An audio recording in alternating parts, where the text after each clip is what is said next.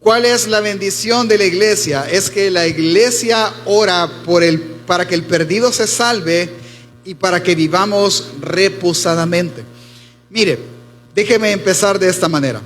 Hay cosas del obrar de Dios que yo no puedo entender, ni le pudiese explicar, y me atrevería a decir que ningún pastor puede explicárselo.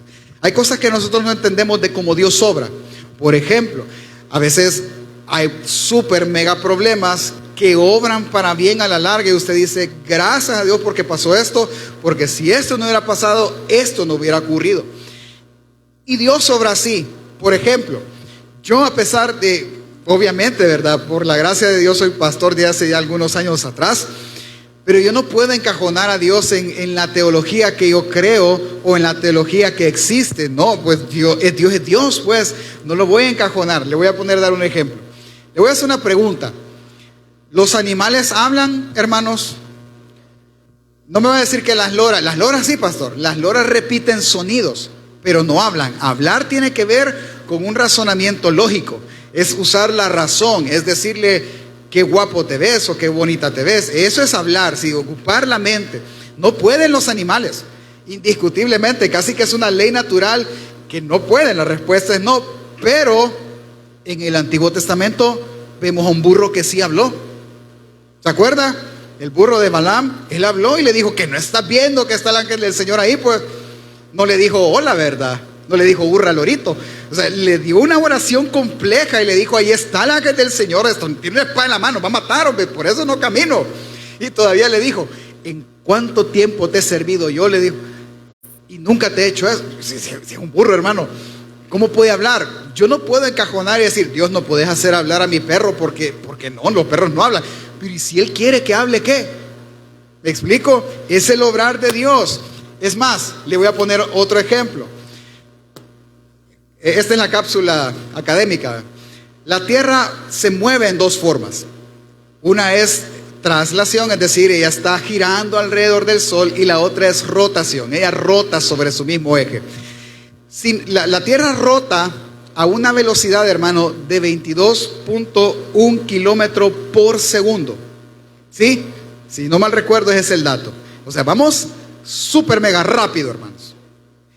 ¿Qué pasaría si la Tierra se detiene un segundo? Pasaría esto. ¿Cuántos alguna vez en su vida de joven anduvieron en patineta o en patines? Levante la mano. ¿Qué pasaba cuando usted ve la patineta cuesta abajo con toda la velocidad del mundo y se le atravesaba una pequeñita piedra? ¿Qué pasaba con usted? Topaba la piedra en los rodos de la patineta, y ¿qué pasa con el fulano que va arriba? A ese fenómeno físico es que la velocidad de la patineta se transmite al cuerpo, y como la patineta frenó, la velocidad la acarreo yo y yo salgo disparado. Si la Tierra se detiene un segundo, todos saldríamos disparados a 22.1 kilómetros por segundo. Sería un desastre. Pero en la Biblia yo encuentro que Josué una vez le dijo, sol, detente en Gabaón. Y todos sabemos que el sol no se detuvo porque él no se mueve. ¿Quién se detuvo? La tierra. Por espacio de no fueron 5 minutos, hermano, fueron horas que se detuvo. Y no pasó nada. Alguien va a decir, Señor, rompiste una ley física. ¿Y a él qué le importa, hermano, si él las creó? O sea, nadie puede sujetarlo a él y decirle, Pablo dice, nadie le puede decir en Romanos, le dirá el barro al alfarero, ¿qué estás haciendo? No, nadie. En ese sentido podemos hablar de que él partió el mar en dos, podemos hablar que una ciudad fue destruida porque el pueblo gritó, cae fuego del cielo. O sea, podemos hablar mil cosas que nos van a demostrar que Dios es tan soberano, poderoso, que no lo somete ni una sola ley física a él, sino que él está encima de todas esas leyes. Pero hay algo que también me hace clic a mí en cómo Dios obra. Pudiésemos pensar, por ejemplo, que Dios también obra por la oración. ¿Sí? Todos oramos acá. De alguna u otra manera oramos. Dios obra por eso.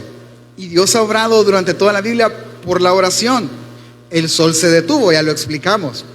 Ana tuvo un hijo, Samuel. Muchas personas en el Nuevo Testamento vemos los relatos que fueron sanados simplemente porque oraron y pidieron a Jesús que los sanara. ¿Cuántas veces oró Moisés ante Faraón, o Faraón le pidió a Moisés que orara a Dios para que las plagas se detuvieran? Muchas veces. Ahora, la pregunta es, ¿cuántos de los que estamos aquí hemos orado y Dios ha obrado a nuestro favor? Levante la mano. Amén. ¿Cómo se sintió? Pues se sintió espectacular, ¿verdad? Que de repente usted estaba orando, hasta extraño, ¿verdad? Señor, saname, saname, y de repente fue sanado. Uy, ya me sané. Y todavía entra en nosotros la duda de que, ¿será cierto? Ya, yo no corría, quiero ver si corro. Y ya pega usted la carrera y ya no me dolió, ¿verdad? Y todavía está con temor y uno se siente extraño porque Dios obra a través o por medio o porque le hizo caso a la oración de un tal pecador como nosotros. Pues Dios obra así. Y no solo a favor nuestro, porque algo pasó a favor nuestro, sino realmente milagros, hermano. De que las personas desahuciadas y están con nosotros. Y las personas, o sea, uno dice, y este hermano, ¿cómo es que anda caminando todavía? ¿Va? Tiene 6 arterias tapadas, ¿verdad? Y tiene de todo, todas las enfermedades había por haber, las tiene él, como camina. Pues. Y eso es sin duda alguna un milagro de Dios. Ahora, yo no puedo decir como pastor ni nadie que Dios solo responde a algunas oraciones y otras no, porque Dios obra de manera como Él puede, soberanamente. Le voy a mencionar 2 cosas que han pasado y probablemente usted pasó por alto y dijo, ve, es cierto, que sucedieron por la oración. Una, antes de la pandemia, por el 2018, si yo no mal recuerdo, 17-18, empezó un movimiento liderado por una iglesia en San Salvador muy reconocida. El movimiento, usted se va a acordar del movimiento, se llamaba No Matarás. ¿Se recuerda de usted de esa campaña? Ellos año tras año empezaron a hacer campañas de oración para que el índice de homicidios bajara en el país y el país fuera lo más seguro posible y que todos nos volcáramos a Dios. Yo no sé si ustedes se acuerdan, estuvieron en lagos, mares, por helicóptero, haciendo de todo. Me voy a detener. Alguien puede decir, pastor, pero eso, yo no estoy hablando si eso es la mejor forma de hacerlo, no. Yo estoy hablando de la oración. Como lo hicieron, podemos hablar otro día de eso, no me importa ahorita eso. Yo quiero que vea la oración. Durante un montón de tiempo estas personas oraron para que eso fuera posible. Le voy a preguntar, ¿cuántos de los que viven aquí en Apopa, bien adentro, ahora pueden salir a las 7:30 de la noche de sus casas? Ah, pastor, pero no, yo no sé. Yo lo que yo veo es que muchos oraron porque el país tuviera paz y ahora el país tiene relativamente paz. Júzguelo usted. Pastor, pero acuérdese que el que está obrando es Dios. A través de la oración de mucha gente. Pastor, pero es que la teología. No, yo no quiero que se fije en eso. Fíjense en la oración. En eso fíjese. Y cosa número 2. El año pasado también su iglesia empezó a orar por personas que regresaran a casa. Y regresaron. ¿Y por qué fue así? Yo no sé, hermano. Yo lo que usted quiero que vea es que la oración lo hace. Y Dios obra. ¿Y por qué obra Dios así? No sé, le pregunta a usted cuando usted llegue allá donde le pregunta, si tiene el valor de preguntarle. Pero Él obra así. Entonces, ¿qué le quiero decir? Concluyo lo siguiente. Así como en el tiempo bíblico Dios obraba de manera que nosotros no podemos entender, o el pueblo de Israel o los que Dios escogía oraban a Dios por X o Y cosa y Dios les salvaba, también en estos tiempos podemos orar y Él obrará sin duda alguna. Por lo tanto, hermanos, ¿de qué vamos a hablar este día? ¿Qué vamos a animarnos todos este día? A que oremos, número 1, para que Dios salve al que está perdido. Para que oremos, para que Dios haga volver al camino al que está lejos. Para que oremos por nuestras autoridades, para que vivamos quieta y reposadamente. Que vamos a aprender es a orar por esas cosas. ¿Por qué, pastor? Porque la iglesia es la única que puede hacerlo. Por eso, acompáñeme a orar, por favor. Cierre sus ojos. Padre nuestro que estás en el cielo, gracias porque de cada uno de nosotros quisiste tener misericordia. Abriste nuestros ojos a nuestra condición y perdonaste nuestro pecado, recibiéndonos por gracia. Señor, te pedimos por nuestros hijos, por nuestros nietos, sobrinos, hermanos, padres, amigos, esposos y por todas las personas. Ten de ellos misericordia. Si están lejos del camino de la gracia, tráelos de vuelta, Señor. Si están perdidos, encuéntralos y sálvalos. Bendice tu palabra y ayúdanos a exponer, Dios, de manera fiel el texto.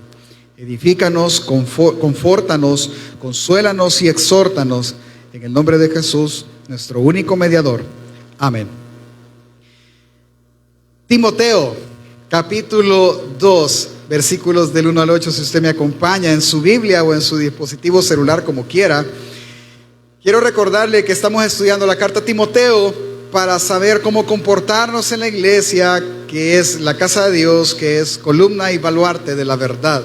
Es decir, hay una forma en que la iglesia debe de actuar, hay una forma en que la iglesia es sostén de la verdad y defensa de la verdad. Timoteo fue el hijo amado en el espíritu del apóstol Pablo. Pablo fue su mentor, es decir, su guía. Él enseñó. Él está en Éfeso, en una iglesia, una de las iglesias quizás más importantes de ese lado. Y Pablo ahora está guiándolo a él a hacer algunas cosas. Entre ellas, a pedirle y enseñarle que la iglesia ore, ¿sí? Por todos los hombres. Vamos a leer el texto, capítulo 2, verso del 1 al 8.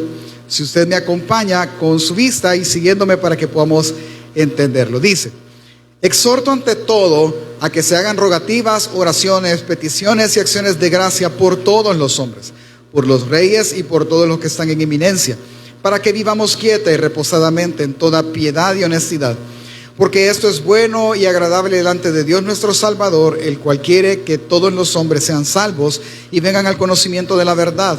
Porque hay un solo Dios y un solo mediador entre Dios y los hombres, Jesucristo hombre, el cual se dio a sí mismo en rescate por todos, de lo cual se dio testimonio a su debido tiempo. Para esto yo fui constituido predicador y apóstol. Digo verdad en Cristo, no miento, y maestro de los gentiles en fe y verdad.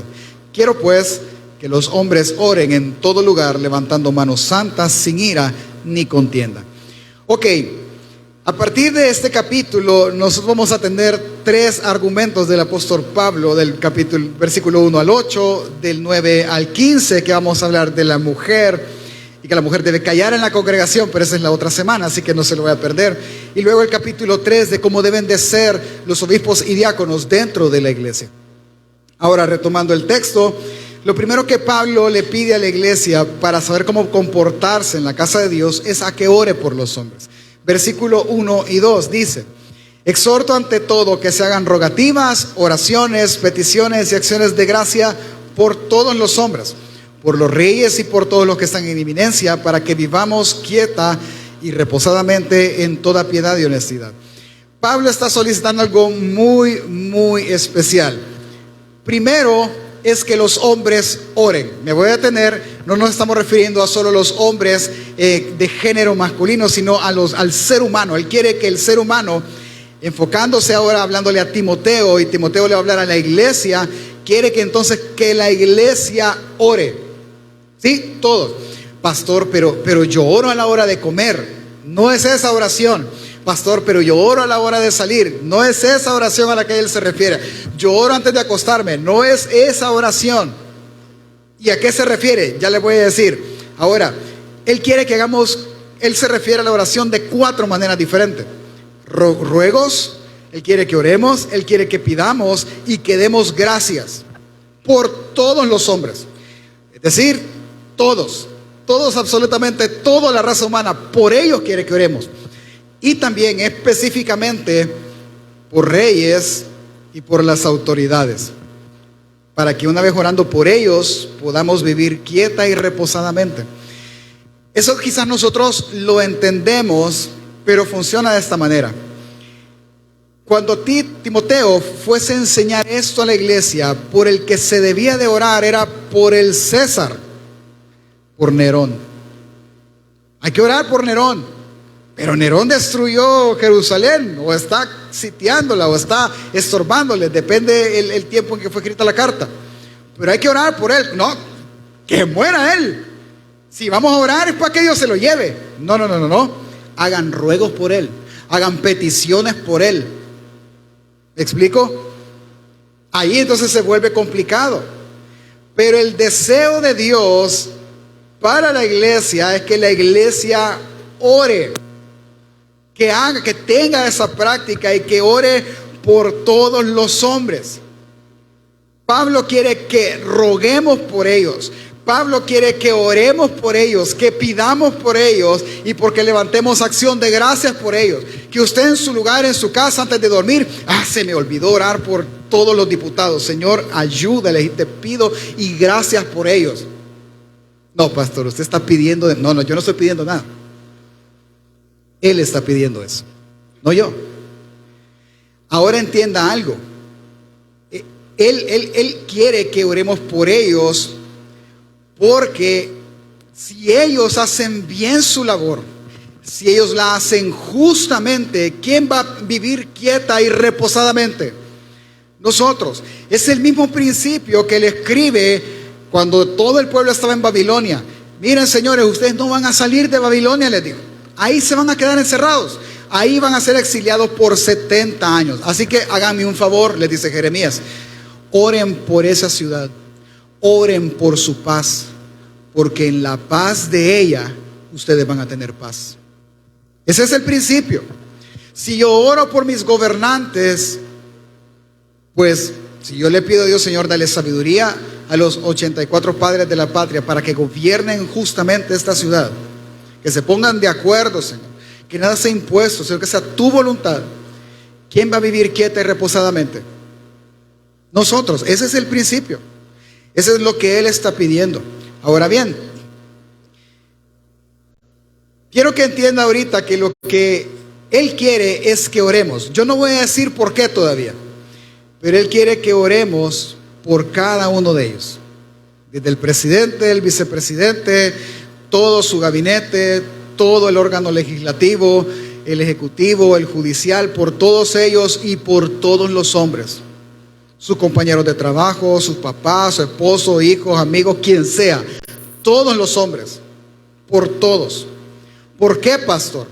¿Por qué la iglesia tiene y es mandada a orar por todos los hombres? Dos razones. Número 1, versículos 3 y 4. Porque esto es bueno y agradable delante de Dios nuestro Salvador. ¿Sabe cómo es esto? Yo no sé, a los que tenemos hijos les ha de haber pasado en algún momento, o su esposo de alguna manera va a haber pasado, su esposa. ¿Cómo así? Mira, yo quiero que me hagas ejote en huevo. ¿Por qué? Quiero. ¿Cómo explica? No, simplemente quiero, punto.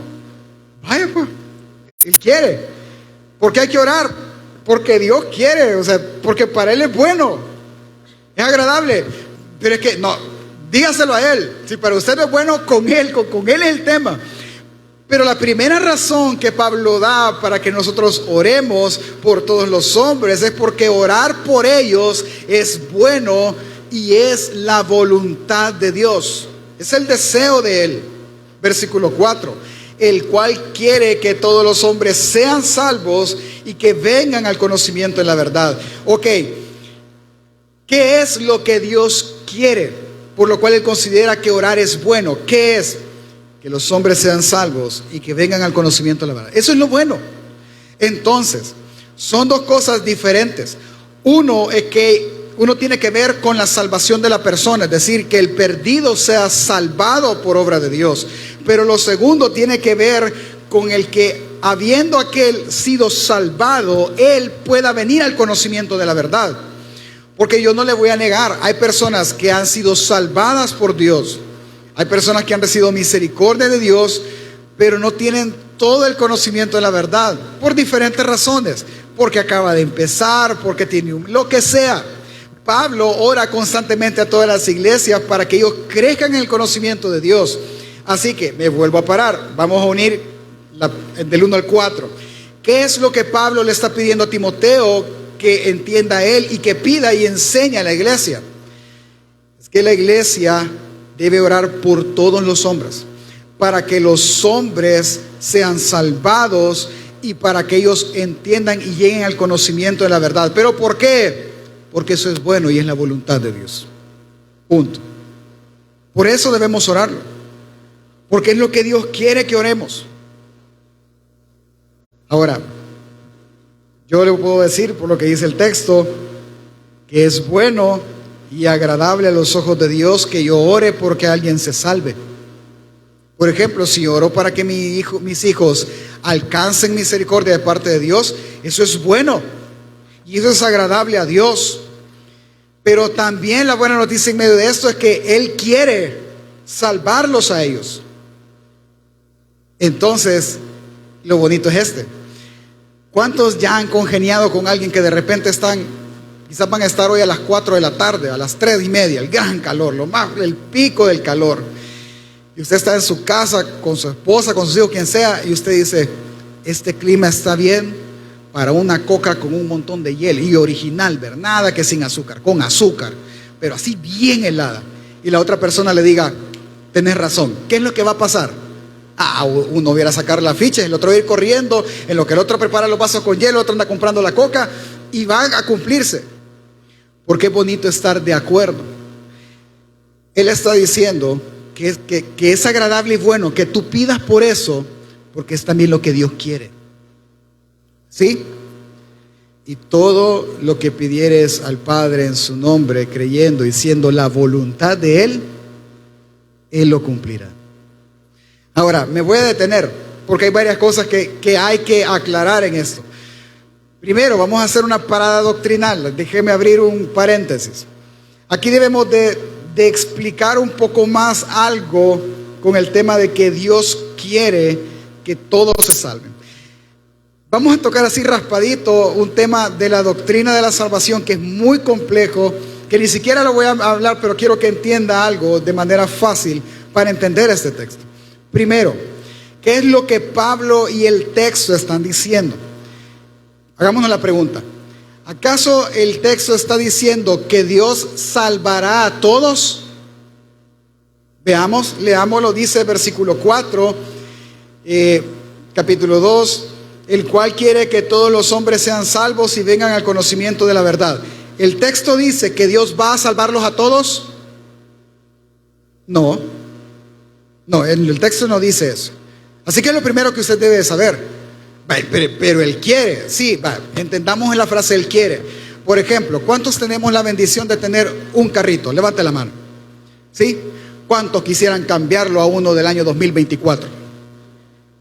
¿Cuántos pueden? ¿Me doy a entender? Eso es querer.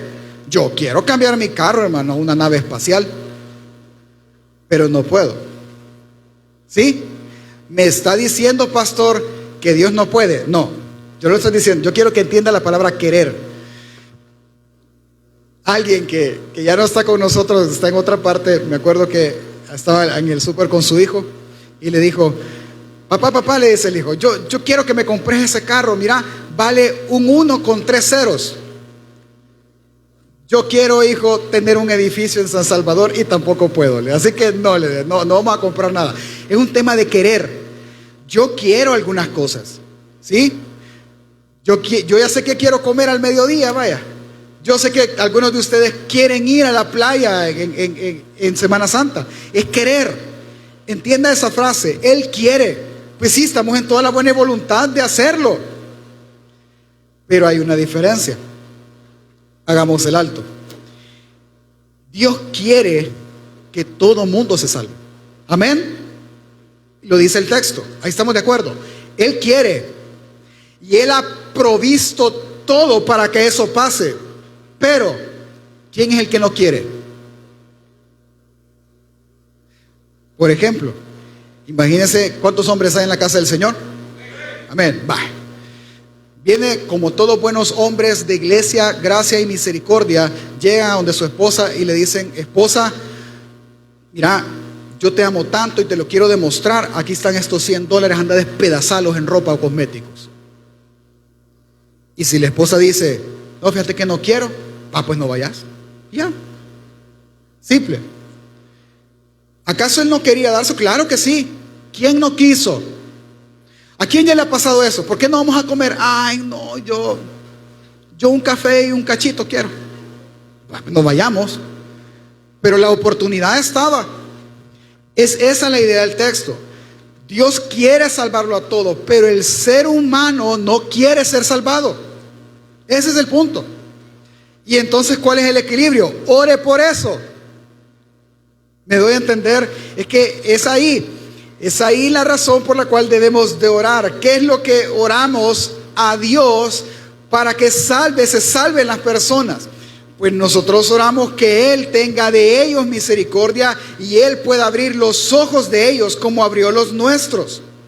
Es que no debemos de orar para que ellos crean. No.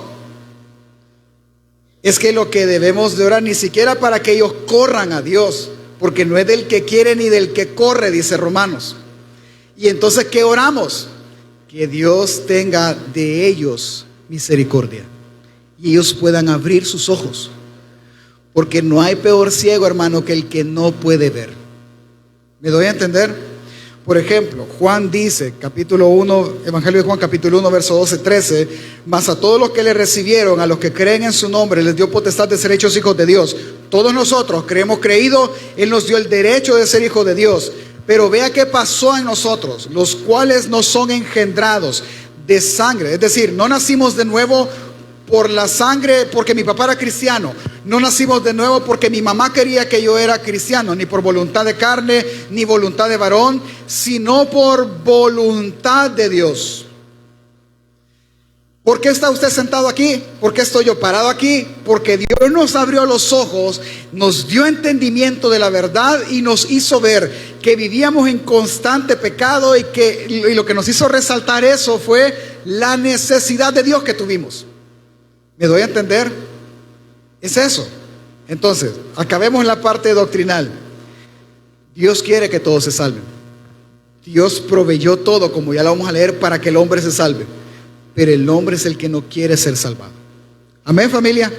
Ok, entendiendo eso, de nuevo, entonces lo que Pablo quiere es que oremos por estos hombres que no quieren ser salvados, para que Dios sí pueda salvarlos y pueda abrir sus ojos espirituales. Razón número 2. La razón número 2 está en el versículo 5 al 6. Mire, lo que oremos, lo que debemos de orar es para que ellos se salven, es para que ellos puedan ver que existe un mediador. ¿Cómo así, pastor? Entendamos algo probablemente nuevo para algunos vamos a recordar el pensamiento. Los hombres no tienen, la gran mayoría, una pequeña minoría sí tienen un problema con Dios. Y ellos con todo su ser dicen, Dios no existe. Pero una gran mayoría no tiene problema con la existencia de Dios. No, al contrario, tiembla y de repente, Dios mío, ¿verdad? Y ya no se oye reggaetón, sino que el Dios de Israel es poderoso. Ahí te empiezan todas esas cosas. La gente no tiene problema con eso. La gente aún no creyentes dicen algunos ser y creer que todos somos hijos de Dios. Es que ellos no tienen problema con Dios. El problema con quién lo tienen. El problema lo tienen con Jesús. Ahora, porque no tienen un problema con Dios, algunos de ellos hasta viven de manera moralmente buena. Es decir, no, yo tengo que hacer una buena acción porque es lo justo, pues es lo que Dios quiere, ¿verdad? Y entonces yo ayudo a mi prójimo. Otros, por ejemplo, los gnósticos, ellos creen en Dios y ellos tratan de alcanzar a Dios a través del conocimiento. Y entre más conocimiento de Dios tengan, más cerca de Él estén. El hinduismo, el budismo están hablando acerca de la moralidad o del famoso nirvana, ¿verdad? Que tienen tanta experiencia espiritual, entre comillas, que ellos están tan cerca de Dios y se alejan de todos los amis, cualquier persona, cualquier religión. El problema no es Dios. Ellos quieren acercarse a Dios de alguna manera, pero lo que no pueden asimilar y entender es que solo se pueden acercar a Dios por medio de una sola persona y un solo mediador entre ellos. ¿Quién es? Jesús. Entonces Pablo viene y dice, para ir aterrizando, Pablo viene y dice esto, capítulo 2, versos 5 al 6. Porque hay un solo Dios y un solo mediador entre Dios y los hombres, Jesucristo, el cual se dio a sí mismo en rescate por todos, de lo cual se dio testimonio a su debido tiempo. Ok, déjeme ir aterrizando, haciéndole pensar en esto. ¿Quién es un mediador? Esa es la clave a entender en el texto. ¿Quién es? ¿Qué significa que Jesús sea mediador? Para que usted entienda la frase, tal vez me ayudas. Giovanni, ven para acá que tú andas de negro. Tráete tu saco. Emanuel. Allá. Tú eres Dios Padre. Ponte allá. Giovanni es el pecador. De este lado. No, por el saco. Y Eduardo, ¿me puedes ayudar? Eduardo va a ser Jesús. ¿Sí? El punto era este. En Edén, déjeme bajarme, hermano. Uy, los de las redes no me van a ver, pero me van a oír. Ellos tres, ellos tenían una buena comunión. ¿Cuándo? En Génesis. En Génesis ellos tenían una súper buena relación. Adán, o el representante del hombre en ese momento, pues hablaba con Dios. Hablaba con todos ellos. Pero un día apareció la serpiente, que no represento yo, y es que ustedes ya conocen la historia, ¿para qué voy a decir yo eso? Y él comió el fruto, ¿sí? Esa ofensa, eso ofendió a Dios Padre, porque Dios le dijo, no comas de eso.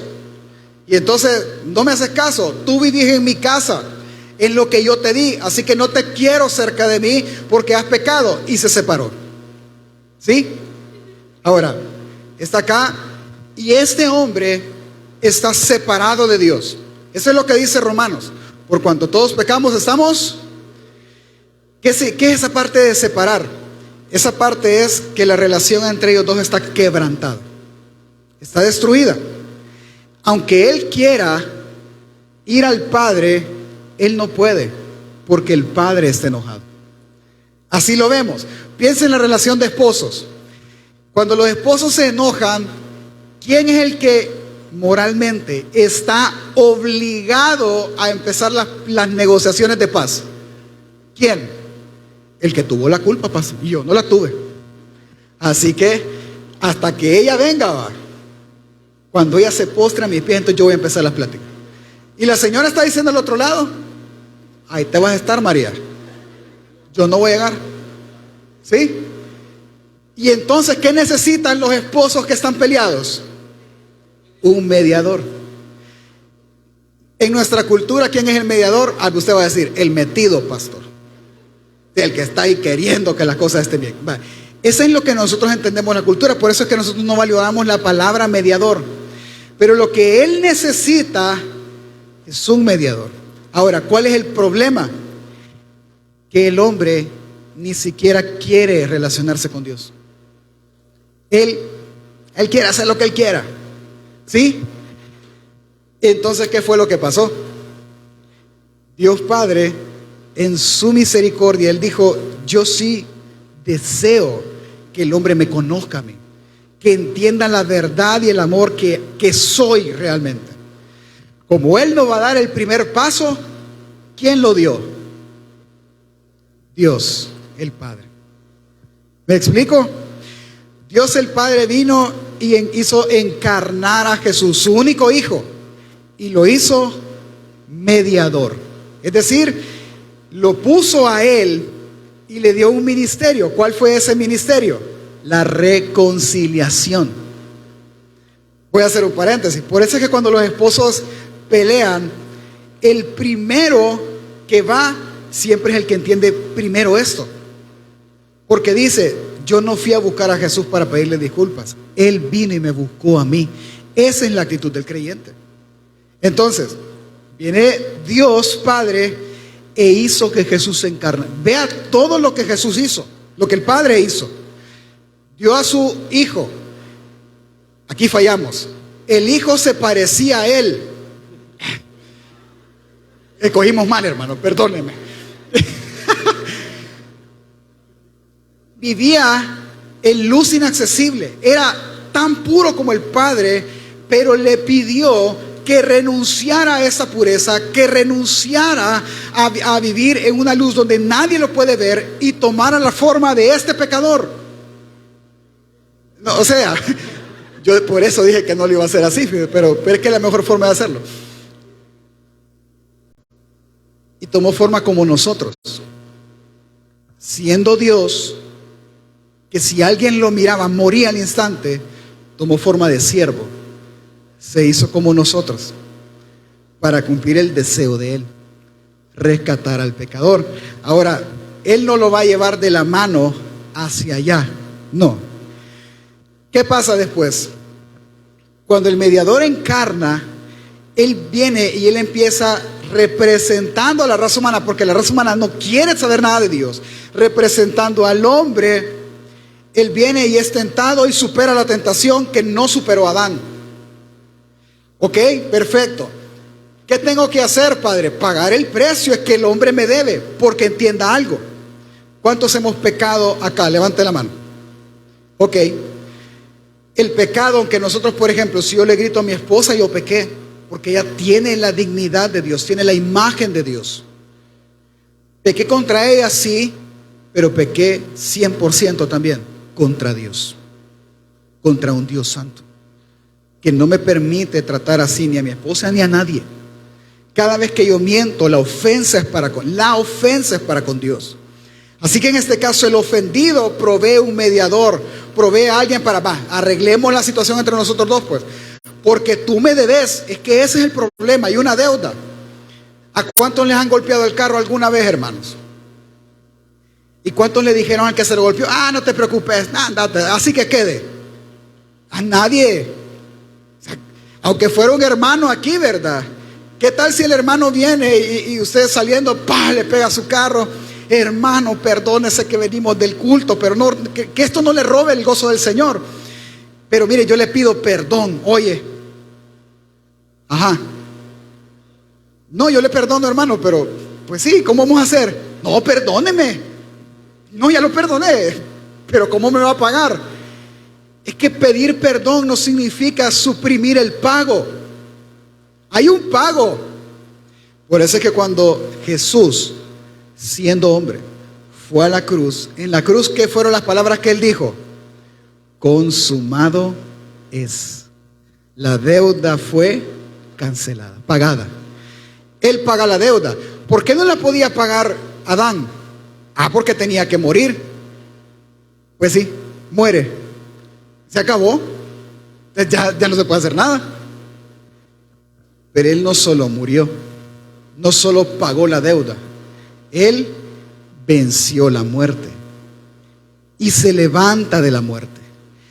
Ese acto de morir y levantarse de la muerte, dice el libro de Hebreos, que eso lo capacita a Él para ser el supremo soberano o el máximo o el único mediador entre Dios y el hombre.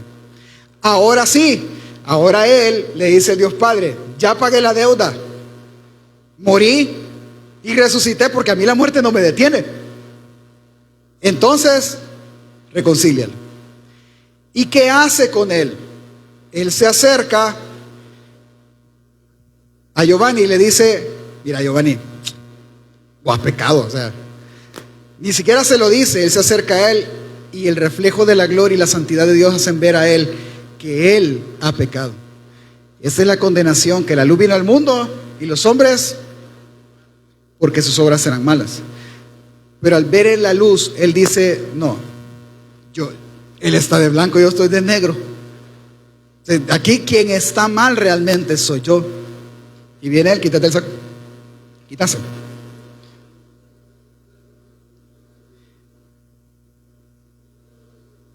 Ponételo. No te va a quedar, pero cutillo,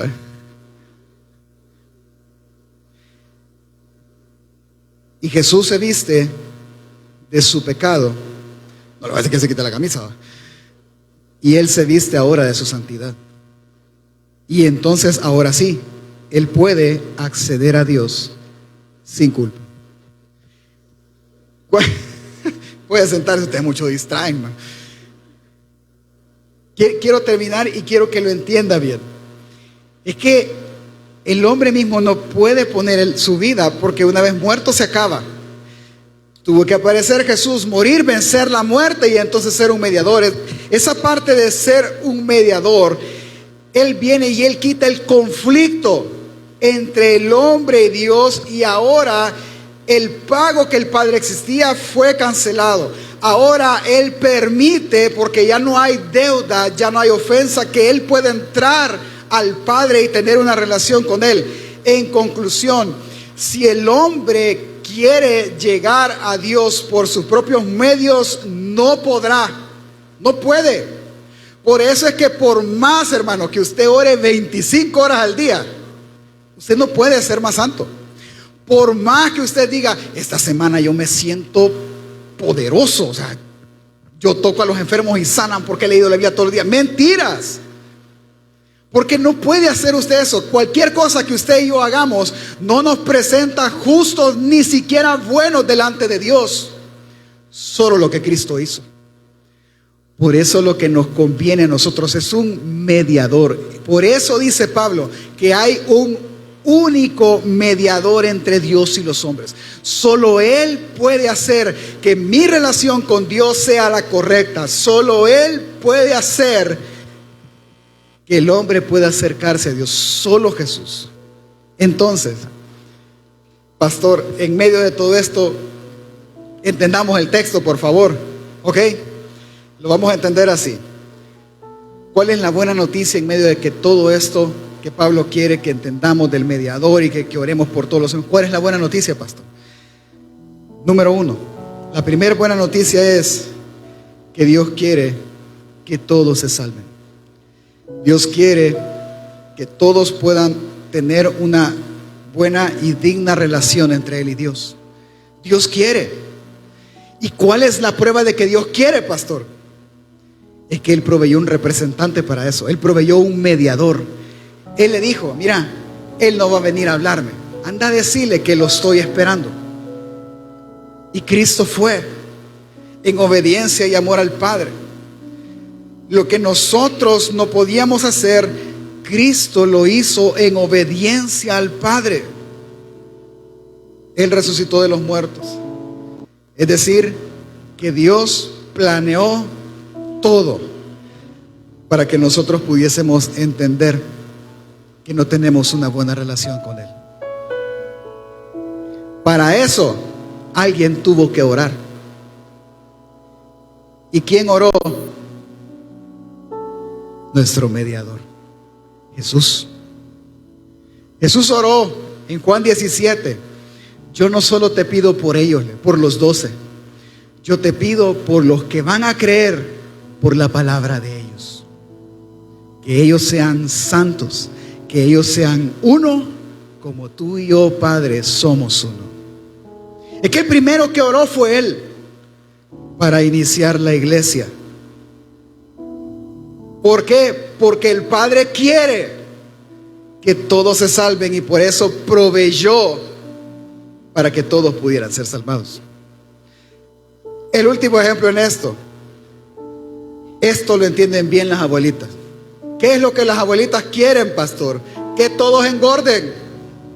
Por eso lo que más viven diciendo es, come, hijo, aquí está. Y usted va a decir, abuelita, voy a llegar solo 10 minutos. Y ella hizo la cena navideña, hermano, para que usted comiera en esos 10 minutos. Pero usted solo agarró un pan y se fue. Dios quiere, Él puso la mesa, puso el sacrificio, puso a su hijo, puso el medio, puso el poder para resucitarlo, para que todo aquel que en Él crea no se pierda, sino que tenga vida eterna. Es que Dios quiere que todos los hombres procedan al arrepentimiento. Él quiere. Y Él proveyó todo lo necesario. Esa es la primera buena noticia. Número 2,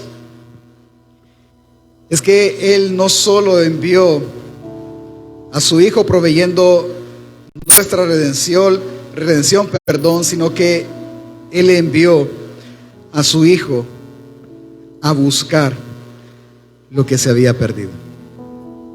Y esa es la segunda parte. Él no solo provee lo necesario para, no solo lo planea, sino que envía a su Hijo a hacer lo que el ser humano no puede: ver a Dios. Él lo hizo. ¿Por qué estoy tan seguro? Es que mire, es que si hay alguien que puede hacer que una persona sienta realmente la necesidad de conocer a Dios, es Jesús. Porque es el único mediador, es el único que lo puede mostrar, es el único que puede salvar a la persona que se ha perdido. Dice en el Evangelio de Lucas, capítulo 18, verso 26, Jesús acaba de decir cuán difícil es que un hombre, una persona que tiene riquezas, entre al reino de Dios. Y es por confiar en las riquezas, es por el amor que tiene las riquezas. Qué difícil es que un rico entre en el reino de Dios. Y entonces los apóstoles dijeron, versículo 26, y los que oyeron esto dijeron: ¿quién pues podrá ser salvo? Y él les dijo, Jesús: lo que es imposible para los hombres es posible para Dios. Me voy a detener, otra cápsula doctrinal. Este texto no está diciendo lo que es imposible para mí, como tener una casa, carro, casarme. Para Dios todo es posible. No está diciendo eso, hermano. Esa frase no es para eso. Esa frase está diciendo que lo que es imposible para el hombre, ver en Jesús lo más valioso de su vida, ver en Dios a su único Rey y Salvador, que eso no lo puede hacer, para Jesús sí es posible hacerlo. Es que Él sí puede salvar. Lo que es imposible para el hombre, salvarse, para Dios es posible. Es que piense, mire, empecémoslo a hacer práctico. Es que el ser humano no puede salvarse a sí mismo. Él cree que no debe salvarse. Es decir, él cree que no está en peligro, pero está a punto de caer en manos de Dios. Y ese es el problema. ¿Sabe cómo es? Algunos pudiesen pensar de repente: ve, un estudiante, por ejemplo, ve aquel trabajo que pidió el profesor en la primera semana, ya no lo pidió, ¿va? Mejor porque no lo hice. No importa, último día del ciclo. Vayan y, muchachos, ¿saben qué? Para ayudarles, el tercer parcial no va, les voy a tomar la nota del primer trabajo que entregar. Padres, vaya, dejó la materia, se acabó el año, se murió, va a ser pobre toda su vida. ¿Me entiende? Es que Él sí puede, Él quiere. El ser humano no ve en el peligro en el que está. Él no dimensiona más adelante. ¿Se ha preguntado usted, y salvos de qué pues? De Dios, hermanos. Si es que a Dios ofendimos. ¿De quién nos está salvando Jesús? De Él, de Dios mismo. Si usted le pregunta a estas personas que si necesitan un Salvador, todos le van a decir que no. No, yo no estoy en peligro de nada. Es que el peor error o el peor pecado es no creer que estoy en pecado y que estoy en peligro de un Dios airado. Ellos no saben que necesitan ser salvados de la ira del Dios al cual han ofendido toda su vida. No lo saben, no lo quieren saber. Ellos no saben que no pueden escapar de eso. No lo ven, no lo entienden, no lo dimensionan porque tienen que verlo espiritualmente. Y entonces, pastor Pablo entonces le escribe a Timoteo: Timoteo, enséñale a la iglesia que oren por esas personas, oren por todos los hombres. Timoteo, solo el que ha creído, solo el creyente, y por ende solo la iglesia, solo Dios puede salvar al perdido y puede hacer que él se acerque a él mismo. Pero el único que lo puede pedir es la iglesia. Usted nunca va a ver un bolito diciéndole a otro: yo estoy orando por vos para que seas salvo. Nada más. Ellos no lo entienden, no lo dimensionan, no necesitan según ellos salvación. ¿Quién es el único que tiene la conciencia? ¿Quién es el único organismo vivo que entiende el peligro en el que pecadores como nuestros hijos están? La iglesia. Y solo la iglesia ora por el pecador.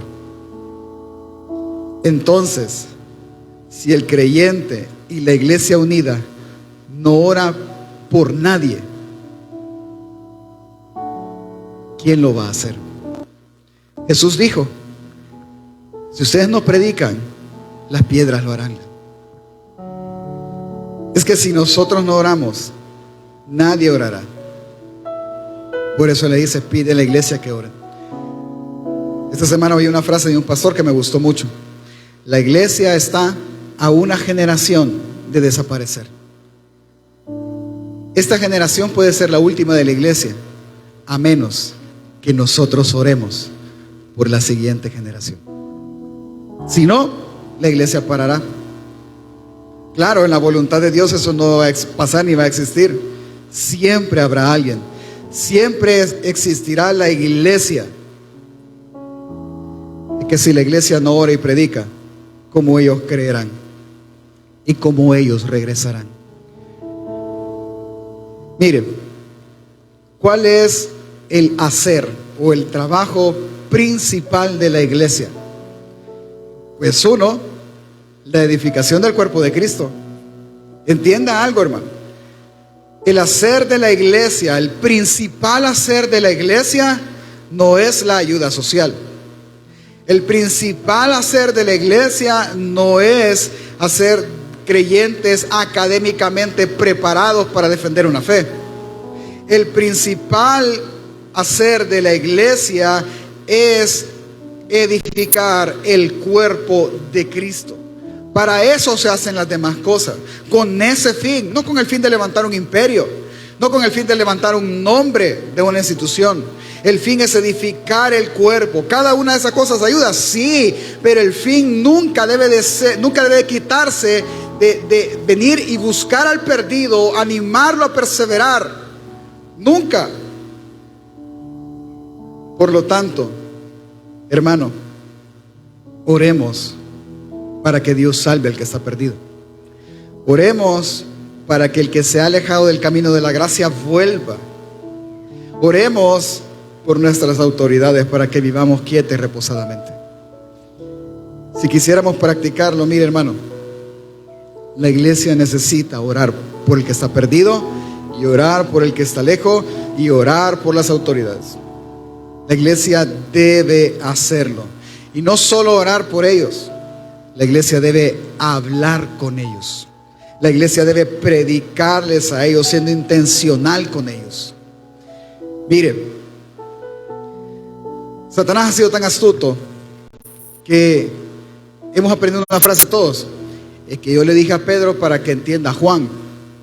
Hermano, ni Pedro ni Juan entienden. Mejor dígale: así es. Esto es así. Juan, con vos es. Esto es así. Y sea intencional, nada de discreto, ¿verdad? Yo lo voy a decir a ver si entienden. No van a entender. No lo van a entender. No es lo mismo decir: hijo, te va a ir mal en la vida, a decirle: hijo, te vas a ir al infierno. No es lo mismo. Mal en la vida puede ser que gane el salario mínimo. Mal en la vida puede ser que no se case. Pero no, hermano, mal en la vida es que ganándolo todo se pierda en el infierno. Eso es que le vaya mal en la vida. ¿Me explico? Entonces, pastor, ¿qué hacemos? Una sola cosa. ¿Cuál? Orar. ¿Por quiénes? Por todos. ¿Y quiénes son todos? Hijos, hermanos, familiares, padres, esposos, amigos, por todo aquel al cual usted aprecia, aunque sea un poco, que sabe que si él muere se va a ir al infierno. Por ellos. Por todo aquel que ahora no está dentro de una iglesia, que tenía el conocimiento, que tenía el compromiso y que ahora usted lo ve y ahora está congregándote. No, ya no, fíjate, es que después de la pandemia yo me quedé en la casa. Ya, muchas cosas. Por ellos. Nosotros debemos de orar por ellos. Así que, hermano, oremos por ellos. Es más, ¿cuál es la bendición de la iglesia? Dígale al que tiene a la par: tú no estás solo. Dígaselo, no estás solo. Ahora dígale: mira a tu alrededor, tienes una iglesia que ore por ellos. Esa es la bendición de la iglesia, que toda la iglesia ora por todos los que aún no están o todos los que están lejos. Por eso, hermanos, yo quiero que usted se una a nosotros, de nuevo a este programa que ya no se llama De Regreso a Casa, porque no solo es que regresen a casa. El programa ahora se llama Únete a orar por ellos. En la parte del lobby usted va a encontrar en la esquina, a donde estaba antes el punto de misericordia, hoy está más para acá, usted va a encontrar como una pared movible negra. Yo quiero que se acerque a los hermanos que van a estar ahí. ¿Y qué? ¿Y qué le voy a decir, pastor? Dígales por quién quiere que oremos. Y en cada servicio, como ya lo hicimos una vez, en cada culto, en cada reunión y cada vez que los diáconos, usted se acuerde, todos simplemente vamos a dar, pastor, Dios, te oramos por ellos, para que ellos regresen al camino, para que ellos te conozcan. ¿Y quiénes pueden estar ahí? Sus hijos, los míos, porque ¿qué garantiza que ellos son salvos? Nada. Si ellos no se han arrepentido, si ellos no muestran frutos dignos del arrepentimiento que sus padres profesan, hermano, lo siento. Cada vez que usted vea rebeldía en el corazón de ellos, es pecado, así se llama. Yo sé que los amamos, pero si los amamos, oremos por ellos. No se vaya corriendo, vaya y deje el nombre de alguien. Se lo puedo decir, pastor, pero es que yo sé que si yo no dejo el nombre no va a pasar nada, pues yo puedo orar por ellos. Sí, pero le estoy diciendo que Dios obra así. 60 y tantos nombres era, ¿verdad, Roberto? Más de la mitad regresó. O sea que me está diciendo que si no lo hago no va a pasar. No le estoy diciendo eso, le estoy diciendo que porque lo hicimos pasó. Usted decide. Pero si usted los ama, si usted los quiere ver con usted, hermano, toda la iglesia quiere orar por ellos. Díganos por quién tenemos que orar. Vaya al final del servicio, diga, yo quiero que oren por él, por él. No le vamos a preguntar nada, ni Dui, ni qué es suyo, nada. Usted dé el nombre, pues ya. Por X persona. Va, por él vamos a orar. Y en cada servicio la iglesia va a orar. Póngase de pie. Déjeme decir las últimas dos cosas. Ahora, sí le voy a decir algo, familia. O sea, es cierto, la oración del justo puede mucho, y yo creo mucho en eso, y creo absolutamente en eso. Pero tampoco solo es de orar. Hay que orar, sí, pero también hay que ir y predicar. Hay que ir y procurar. Hay que ir y hablar. Yo recuerdo que cuando empezamos esto, empezamos a orar y estaban todos los nombres, 60 y tantos nombres, y empezamos a orar por los nombres, a orar, y después de 3 meses y nada, va. Quizás la oración no puede, va. Dije yo, si la oración puede. No, señor, este volado no es solo de orar, les digo. Procuremos también el acercamiento. Así que empiecenles a escribir y empiecen a procurar. Y así fue, aprovechando el aniversario de la iglesia. ¿Qué tal, fulano? Mire, queríamos ver si tú quieres venir. Pero que alguien me dijo, sí, pastor, gracias, mira, gusto saludarte. Ahí te voy a llamar, me dijo. Va. Bueno, por lo menos dijo. Y a los meses, a las semanas me llamó. No, mira, fíjate que no, yo te agradezco por esto, por estar pendiente. Y empezamos a hablar. No, mira, fulano, sí, venite, que no sé qué. Por eso no te quería llamar, me dijo. ¿Por qué? Le digo. Porque me ibas a convencerme. No, yo no te estoy convenciendo de nada. Dios te está llamando. Y aquí está, familia. Oremos por ellos y prediquémosles a ellos.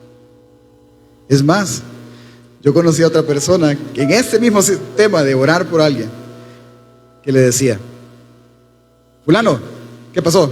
Yo estoy orando por vos. ¿Y para qué? Para que te conviertas. Y así. Y por la gracia de Dios se convirtió. Es que Él quiere, hermano. Él quiere. Lo que le oramos es que Dios tenga de Él misericordia. ¿Y sabe cuál es la garantía de eso? Que nuevas son cada mañana sus misericordias. Entonces, no solo ore, sino que sea intencional y dígaselos. Yo estoy orando por ti. para que Dios tenga de ti misericordia. Ahora bien, puede ser que en algún momento, hermano, para que ellos vean a Dios, Dios tenga que llamar su atención y Dios tenga que mover el piso y Dios les meta en necesidad y Dios los meta en angustia. Ahí no llegue usted con el sable, ya ves, por pecador, maldito, hijo de ira. No, ahí llegue usted con el agua y dígales: toma, bebé, ¿quieres que te ayude? ¿Te puedo ayudar en algo? ¿Quieres que la iglesia siga orando por ti? Y ore, y oremos juntos. Y confiemos en una cosa, con nuestros ojos cerrados, confiemos en dos cosas. Una, que Dios Padre quiere que ellos se salven. Y número dos, que Jesús puede salvarlos. Amén, familia. Así que oremos por los que se han perdido, por los que se han alejado y por las autoridades de este país. Amén, familia.